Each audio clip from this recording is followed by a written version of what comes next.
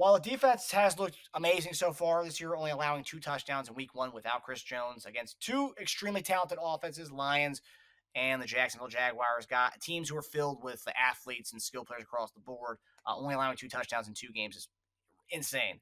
Um, but yeah, the one thing that's still continuing to come back as kind of a thing to think about is something we talked about last year, which was turnover differential. Something that we just did not do good in last year. Playoffs, we freaking dominated. If you calculate the turnover differential in the playoffs, we dominated. Defense came to life as far as getting creating interceptions, fumbles, all that stuff. But right now, only 2 games in, so it's not really a big worry. But as of right now, we are only one of 5 teams that have yet to intercept a pass, and we are -2 in turnover differential on the season.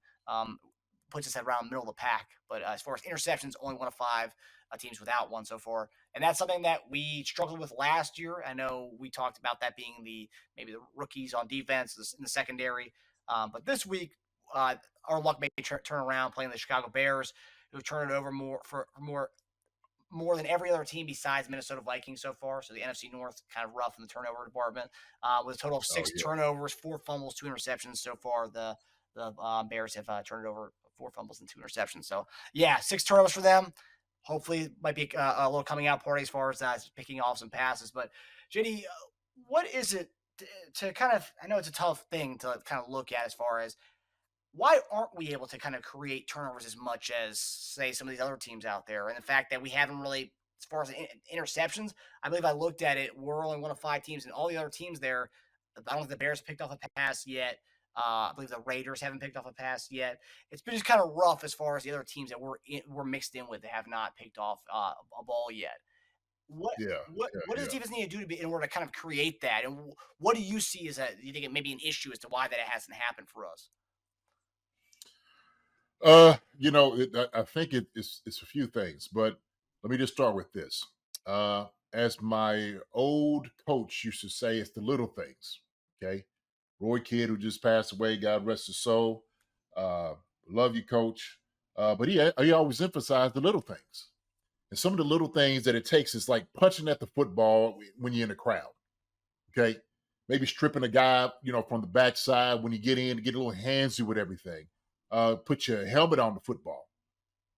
So those little things like that is will usually bring up fumbles. Sometimes you can help dictate what goes on by just doing the little things. And so also too being in the right position. Sometimes getting fumbles and interceptions. It takes a little bit of luck. It takes some being in the right place at the right time. But a lot of these things can be dictated by, let's just say, maybe quarterback's throwing the ball. Get your hand up in the passing lane, right? I mean, those things that we've seen. I've seen Pittsburgh. Pittsburgh did one, got one flicked up. T.J. Watts picked one up, took it in for a touchdown. And so it's taking, everybody has to get on board with what it is that you're trying to do. And, you work on these things in practice. You really do. But for a guy mentally, defensively to think about it, you just got to go open your mind like, okay, getting a guy down, rip at the ball, rip at it, punch at the ball, like I said, helmet on the ball. So there's many things that could be happening with this. But also, too, we got to get pressure on the quarterback. Sometimes pressure on quarterbacks tend to make them throw errant throws, right? We know this. And they throw things that they don't want to throw. They're off the back foot, they're getting thrown down, balls in the air. Next thing you know, picked off, you're running back the other way, touchdown, right? Bolton. So I just told you that's what's going to happen. Bolton's going to get one running back for a touchdown this week. Ooh. Yeah, I like it. I like it. But I think it's really what it is, man. I think it's really what it is. And so these things you got to just emphasize. You got to emphasize it. Spaz got to emphasize it, but also too, the players wise, when they talk to each other, like, man, get that ball out, right? Go ahead, rip at the ball, and make sure that you're getting the pressure. Get your hands up in the lane. If you're not getting back there to get the sack, at least do something to knock that ball down. So yeah, several things.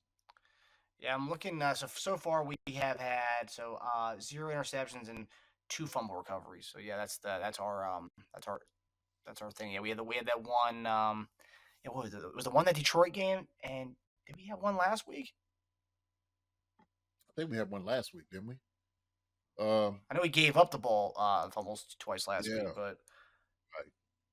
Yeah, I mean, looking at it, I was trying to see if there's kind of a parallel with the teams that have not intercepted the ball. There really is no parallel here. So, Chiefs 1-1. Actually, all teams that have not given up besides the Bears. So you have Bears, Chiefs, Raiders, Rams, Giants. Every team on that list besides the Bears is 1-1. So not really no Oh undefeated wow! teams in there who have not picked up a pass yet. But that's important. You know, when you want your defense as good as they've been playing, you know, you do want turnovers, right? That's the production you're actually looking for. Is getting a team to turn the ball over.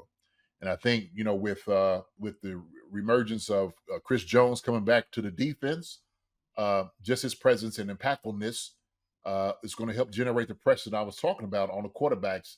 Like I said, to make some throws. So all these things help determine, you know, getting more opportunities for these turnovers to happen. And especially like you said this week, because of the things that's going on with the Bears right now, with with Fields, you know, guys not getting open. You know, now we hear these different things going on with the D coordinator being resigning, and there's a lot of different things that's going on. So when you have this many things happening, uh, then you want to kind of take advantage of that, especially on the field. And if Justin Fields is running around, he doesn't feel very confident. He's talking about he wants to play well, he wants to play better. Uh, he may put a little bit more on his shoulders, take off running. So I think if he's going to take off running, this is a good time this week to start stripping at the ball with him running the football, right? So I think it definitely works in our favor defensively. It's just getting more hats on him. Yeah, he talked about in his press conference today. He talked about how so far he's been kind of robotic, um, like just based on the way he kind of made it sounds like he's saying like more robotic. He's trying to stick to the script that they kind of have for him. He's not really him. He's not allowing him to be himself. So maybe they kind of let him 0-2, like, hey man, like just do what you gotta do. And that's what they did last year, and they actually kind of looked to where they kind of like let him do his thing. And I know at beginning of the season they didn't want him to see him run as much as he did last year, but like that's like It's crazy. one of the best things he has going for him is his wheels. That's a strong suit. I mean, why would you take away one of his greatest superpower was his legs? Okay, why would you handicap a guy like that by saying, okay, just play within the script of what we want you to do in the scheme? Well, if he's better suited, that he could take off running. He's one of the faster quarterbacks out there. He does a great job once he gets out of the pocket running with the football. Why would you want to hinder him from doing that? And so, eh, you know what? He's right. He has been playing robotic, and I've seen that. And the reason I know, because I got him on my fantasy team. He's been killing me.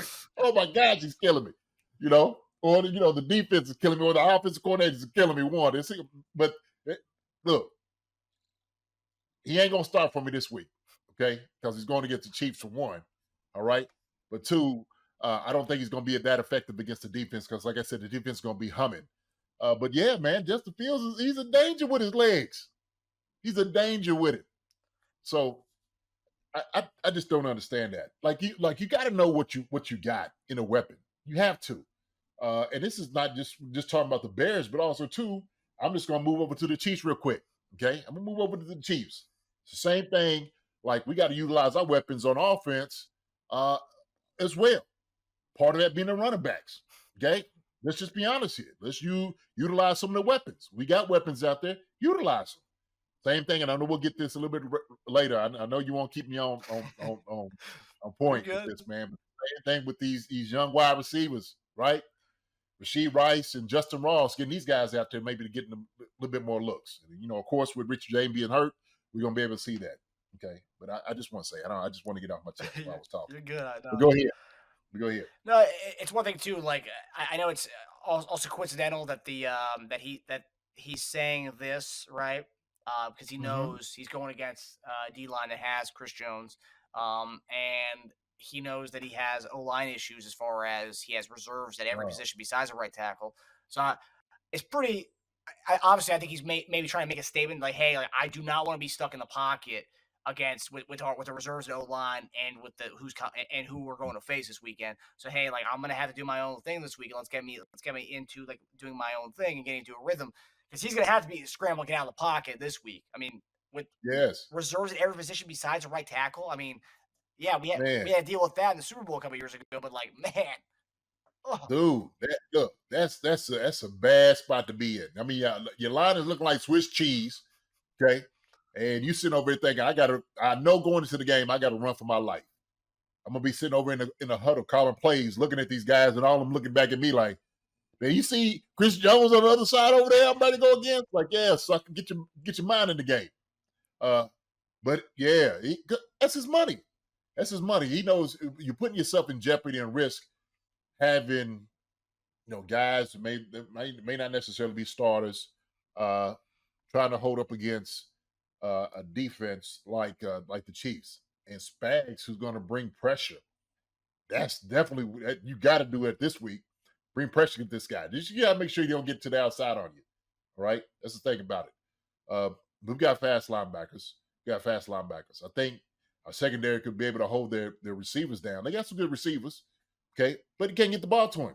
And you can't get the ball to him when we're pressured. You can't get the ball to him when we're sacking you. We're bringing pressure from all the different places, and we're smacking you all over the place. So hopefully that keeps up, this week. No doubt about it. so you think schematically, why you think you're going to see a lot of blitz packages from Spags this week, more so than usual with their O line injuries? I, you know what? I don't know if it'd be more than usual, but I would definitely emphasize that we're coming after him. We're coming after the football, right? We talked about it, and I guarantee he's emphasized the same thing. Like, we need turnovers. We need turnovers. We need to get some fumbles. We need to get us some interceptions. This is the week we're going to be able to do it. And the only way you're going to be able to do that is if you make sure you bring an exorbitant amount of pressure against an offense that is right now trying to stop the daggone bullet wound and bleeding out, because that's the way they look right now. So Yeah. And I didn't like the way they utilized Chris Jones last week, kind of moving him all over the defensive line. I know we usually do that, but just seeing him right out the gate playing DT, I think he had a sack. One of his sacks came from the lefty end spot. It was yeah, just nice kind of seeing our guy back and kind of doing it all on that D line. We missed it week one. missed it. Yeah, shoot.